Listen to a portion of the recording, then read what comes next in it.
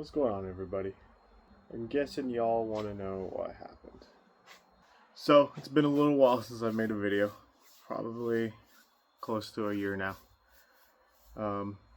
If you guys follow me on Instagram, which I'm sure most of you guys do, or if you guys know me in person, then you know that earlier this year, quite literally at the beginning of the year in January, I wrecked the Mustang. Today we're going to talk about what happened, where we're at currently, and what the plan is for the future with the car. Let me give some preface to kind of how the Mustang got wrecked and everything like that. In December, I was daily driving the Suburban, and the Mustang pretty much stayed in the garage. Because, as you guys know, I just put a lot of work into the money into this car, and I didn't want to fuck it up. So I pretty much only pulled it out like maybe once a week. So I got in an accident in the Suburban in early December, or like mid-December, going to work.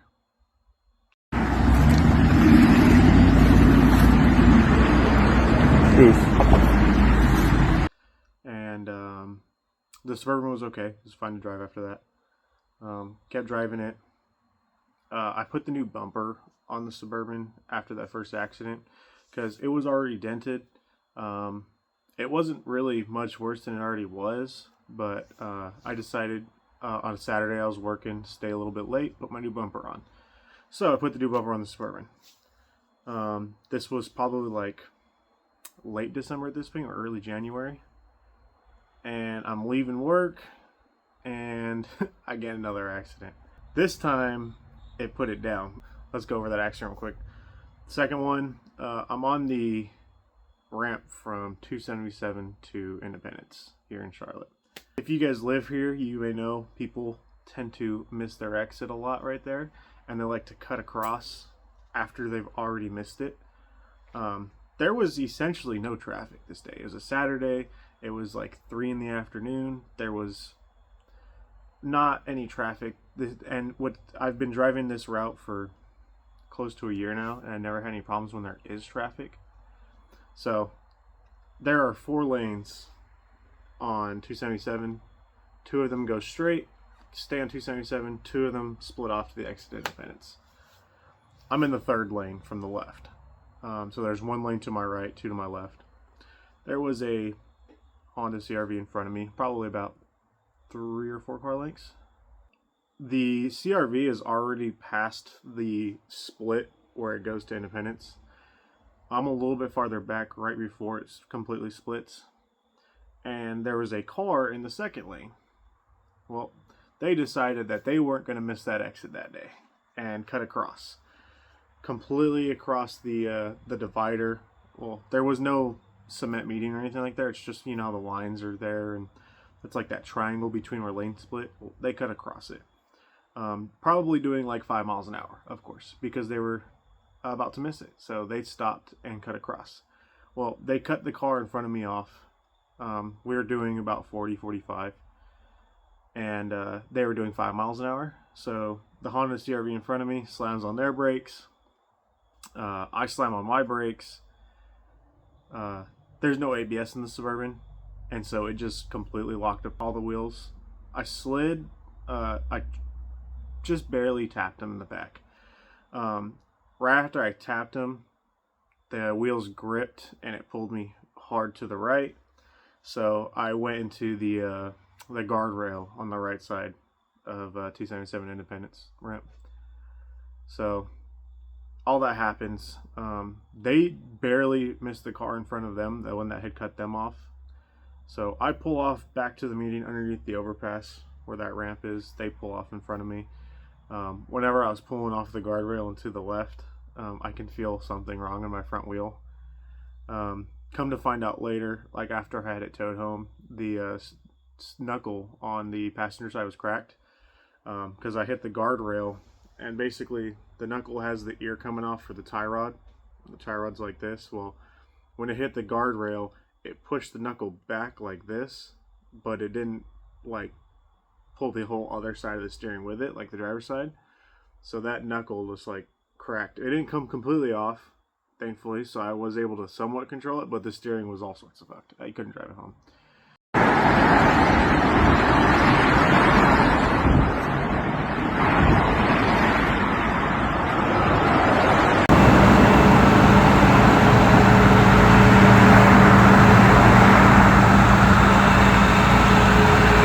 Destroyed my ball joints and hub bearings and everything like that. I already was going to replace them anyways. I had stuff sitting at the shop for them to replace them, and that was my excuse to do it. But so Suburban was down. After the Suburban went down, I decided, I'm going to drive the pickup. So if you guys know my 81 Chevy pickup that I drove here from California, well, I was like, I'm going to drive that to work now. Not a big deal. I'll fix the Suburban. I already have all the stuff for it. It's just a matter of getting it back to the shop and everything like that. So I drive the pickup to work one day. It was the day after that. Drive it to work. Everything's fine. The way home from work, the truck starts knocking. And it wasn't like a good knock. Not like a top end lift or take or anything like that. It's for sure some kind of bottom end knock. I was like, well, shit, there goes that too. It's weird. It kind of only knocked under load. I can't even say it at throttle, because if the truck was in park or neutral and you would rev it up, it didn't do it. But if you were driving and you're pressing on the accelerator, it would knock. Really strange. I ended up parking it after I got home that day, and started to drive the Mustang daily again until I fixed the Suburban at least. It's a January morning on my way to work. When I'm in the Mustang, I usually take a slightly different route to work, just because like the roads and which route would be best for that car. Going down the road I typically didn't like to take, but it would take me there often.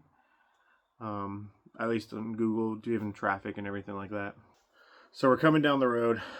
There's about 4 or 5 cars. I think it was 5 in front of me. Or there's 4 cars in front of me. It was 5 including me. We're going down the road. And on this road, it's just a 2-lane, 1 lane each direction. We're right about to get to the entrance onto Independence, or the highway, for me to get to work. And there's a T intersection. So the road that I'm on is the one that goes straight. There's a road coming from the side that goes onto this road. Well, somebody from the T decides they want to pull out in front of all 5 of us. As a result, front car slams on their brakes, and all of us in that row of 5 ran into each other. So perhaps we were probably all following too close. So I rear-end the 4th car. My crash bar goes underneath the crash bar of the car that I hit, because my car is so low. Therefore, there was nothing really stopping the impact in terms of like a crumpling, I guess. Not even there's no structural part stopping the impact. It was just the core support eating the crash bar of a Ford Edge, if I remember correctly, that's what it was. So, Ford Edge rear bumper goes right into my grill, upper grill, and headlights, and crumbles that part back. It's mainly on the driver's side, because the passenger fender was actually totally fine. Not even the front of it's damaged. But the hood got crumbled up. The core support got pushed back. It ripped the mounts, ripped the core support off the mounts that go to the frame rail. The frame rail and the crash bar and everything in the Mustang is completely fine, because it went completely under that car. The crash bar is not bent in any way. The tabs off the frame where the crash bar bolt to aren't even bent. It completely missed that. So after the accident, the car didn't start. I assumed it was the fuel shutoff relay that a lot of the Fords have. It turns out in 13 they actually got rid of the little switch that you hit in the kicker panel on the passenger side to reset the relay. So I couldn't figure it out, wasn't starting. Had it towed back to the house. I was pretty cooked at that point. So Mustang's wrecked. Suburban's wrecked. Truck is knocking. I think I rode with Coleman to work for about 2 weeks. And then I bought the Mini Cooper from Corey. I just want to give a huge shout out to Corey. Corey's also from Cali. He moved to South Carolina probably about 6 months after I moved to North Carolina. But I was looking for a car, couldn't find a car to replace the Mustang right off the rip. And then Corey hit me up one day and he was like, hey, I know it's probably not your thing, but he's like, I know a car you could buy if you really need something. And he sent me the Mini Cooper. So after some debating on it for a while, I ended up buying that car off of him. I really, really appreciate Corey for that. Buddy, if you're watching this, you're the go, dude. You saved my ass for quite some time there. So had the Mini Cooper, fixed the Suburban, and that was where I was at for a while. Flash forward, I don't even know how much time. Started looking at the Mustang a little bit, getting the front end torn down. Where we're currently at with the Mustang is I have decided I am going to do everything I wanted to do last time in terms of swapping the car. Whenever I painted it, I just didn't do it at the time because I was like, there's no reason to put the car down to do the motor and trans swap and everything like that, because the car runs perfectly fine. Well, now it's down, and it's going to be down for a bit. And I figured, you know what? I was like, I'm already this far into this car. It's not worth anything in resale value. And unfortunately, I did not have full coverage on this car. If you guys have a modified car like me, which I know a lot of you guys do, don't make that mistake. Get full coverage. It would have taken so much headache out of this for me if I would have had full coverage insurance. That way, at least either I could have got paid out for the car and bought it back, or they could have paid to fix all the damage that was done on it, and then I wouldn't have had to worry about so much of this stuff. That was my mistake. And so I'm just saying to you guys, don't make the same mistake that I did, because it was a shitty situation. Either way, so basically, for both of the accidents with the Suburban, I wasn't at fault. There was other things that happened when those accidents happened that made it not my fault. I'm not going to dive into it right now here. That's great. This Mustang accident, I still don't 100% know. I haven't really heard anything back from that. At the accident, the people that I hit, their car was completely undamaged. It was like some scrapes on their back bumper cover. The crash bar didn't go off. Even my airbags didn't go off of my car. So that typically means I was going less than 25 miles an hour. There's a gyrometer and everything in newer cars, and the crash sensors. And actually, funny enough, my crash sensor is on the crash bar, the part that got crumbled in the accident. So I was going less than 25 whenever I hit them. After, I think it was a couple weeks or a month or so, the insurance called me and claimed that the party that I hit was claiming for injuries and trying to get me for that. I haven't heard any updates about that. My insurance hasn't gone up, so I really don't know. They haven't gotten back to me in months, so I'm not too worried about it right now. I have regular liability coverages for all that stuff, so I don't have to pay anything out of pocket for that. So yeah, after the Mustang got wrecked, my motivation for anything, like with social media, with the car, with YouTube, just went down the drain, tanked. Even though I got the Mini Cooper, which Mini Cooper was a fantastic car, it was super fun to drive, super powerful, and mainly it did its job of getting me to work and back and everything like that. So, but it just wasn't my kind of car. But I did enjoy it a lot.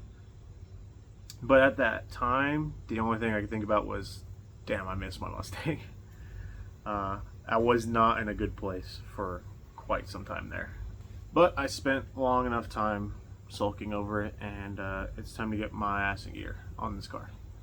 I have officially set a timeline goal for myself with everything that I want to have done with the car and my goals with the car.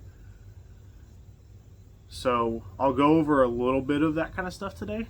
I don't want to reveal everything right off the rip, because then it's not going to be a surprise when the car's done.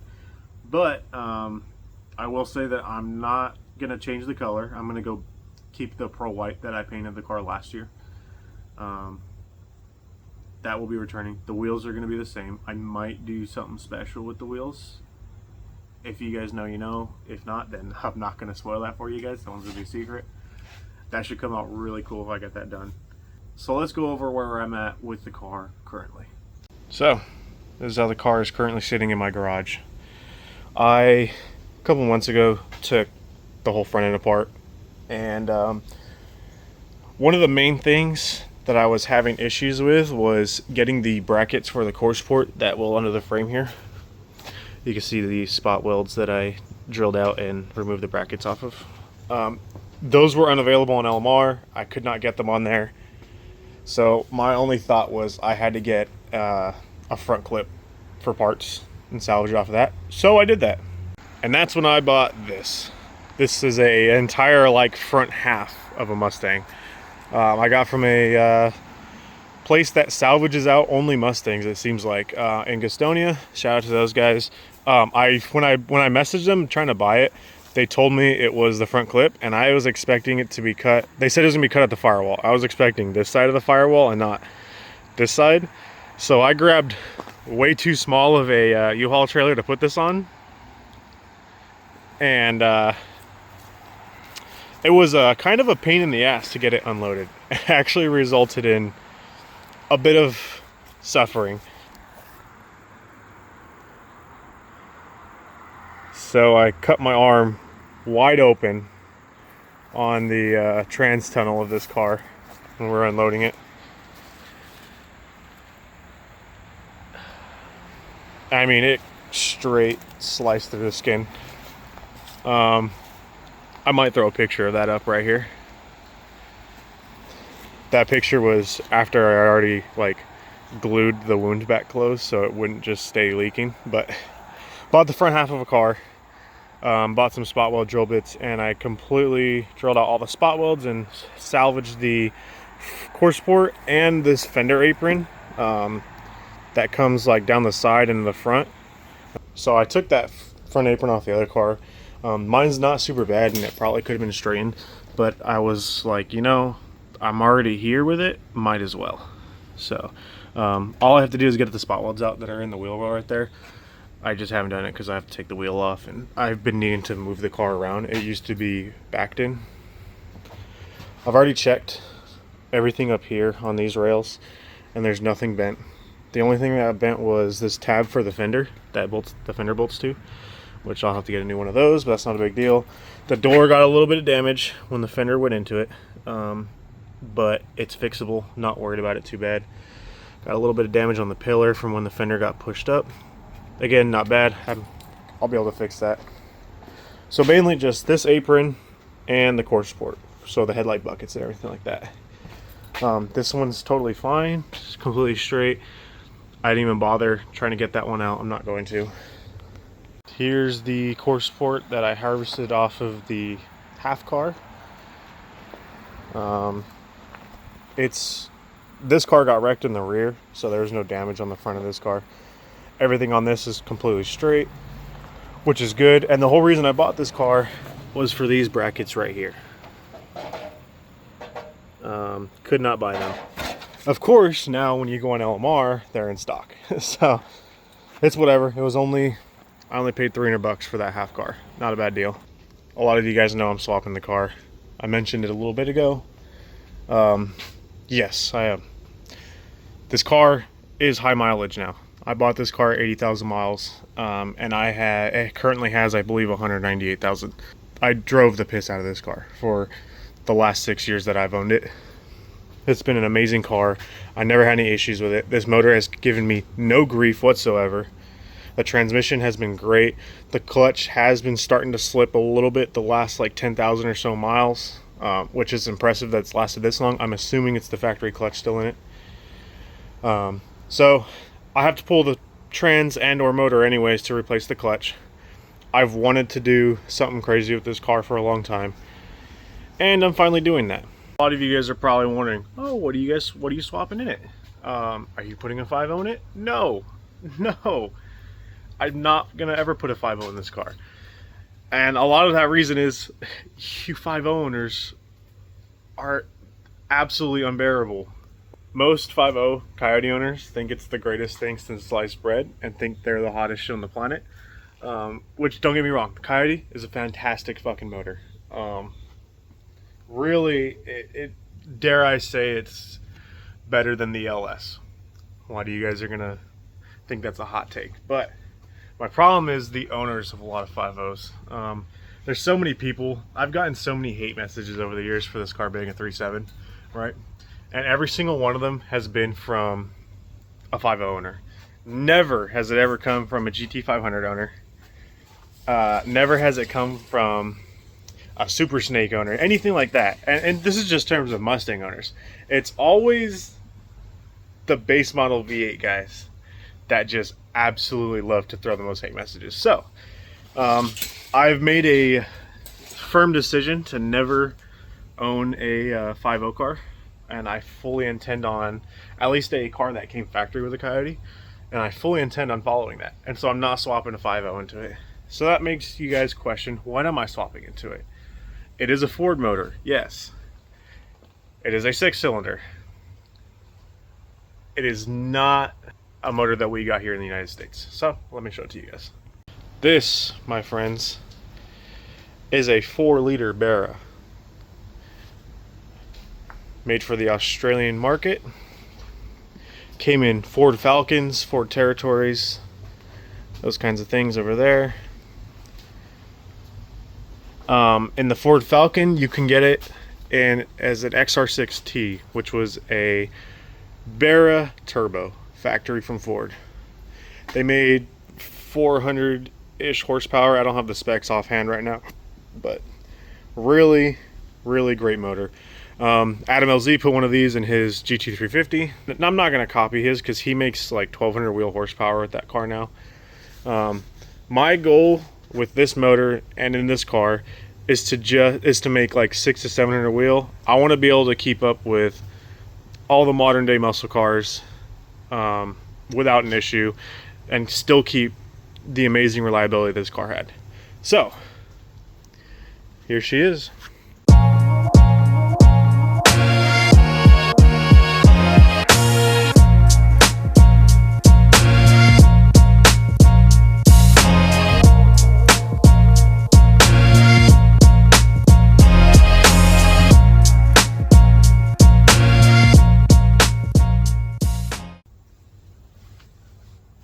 So that's where I'm at currently with the car. It is front clip torn down. I'm getting the motor and trans ready to get pulled out. I just haven't pulled it out yet because I don't want to take up too much space in the garage. But what I'm going to do is get the teardown started on the Barra. That way I can get the block, head, crank all sent off to machine shop. I might have them put the valves in and everything like that, just so I don't have to do it here. It's one less tool that I would have to buy. They are going to clean up the block. I'm going to have them paint the block black. Keep the head raw aluminum. It's an iron block aluminum head. I do need to get some other stuff from Australia for this motor. I need to get a rear sump oil pan. I also need to get an FG valve cover. This is a BA engine. It is a silver top, does not matter to me. I'm fully building the internals of this motor. If you guys don't know anything about the Barra, I highly suggest you look into it here on YouTube. There's a lot of great videos from Australian creators. The silver top is typically the bottom of the barrel picks when it comes to picking these up. And that's because of the internals. So this is a silver top Barra BA. I need an FG valve cover, that way I can do FG coil packs. Those are good for about 1,000 horsepower from what I've heard. I need a rear sump oil pan to clear the subframe in the front of the Mustang and the electric steering rack. With this big swap, everybody's probably wondering how a lot of this is going to work. I'm still trying to figure that out. I was planning on going with Haltech as a standalone computer, but I want my factory gauges to work, because as you guys know, this is a 13 premium car, so it has the gauges with the screen in the middle that has like the track apps, everything like that. I don't want to lose that. I want to keep all the factory OEM functions of this car. My goal with the motor and everything like that is I want it to be like OEM Plus, which is why I chose a Ford motor, even if it is one from Australia that is a pain to get parts for. So if anybody can help me source parts for this engine, that'd be great. My timeline for this car to be done is SEMA of 2027.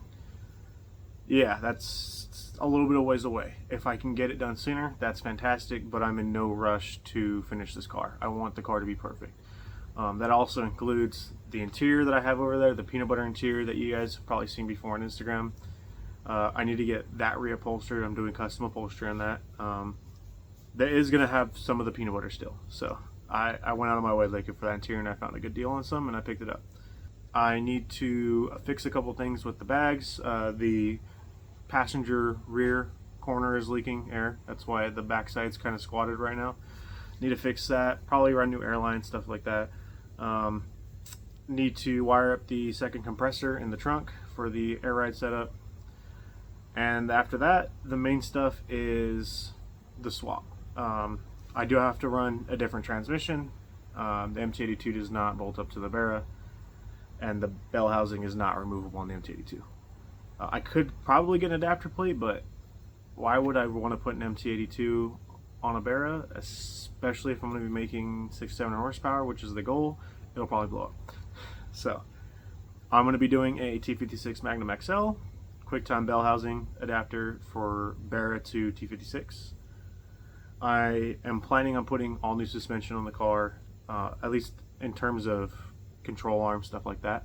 I'm planning on cleaning up the engine bay. I do have to do new fuel system, new exhaust, everything like that, but I want to keep the quad tips that I have on the car right now. So it's going to be a lot of figuring out how to make a lot of this stuff work together.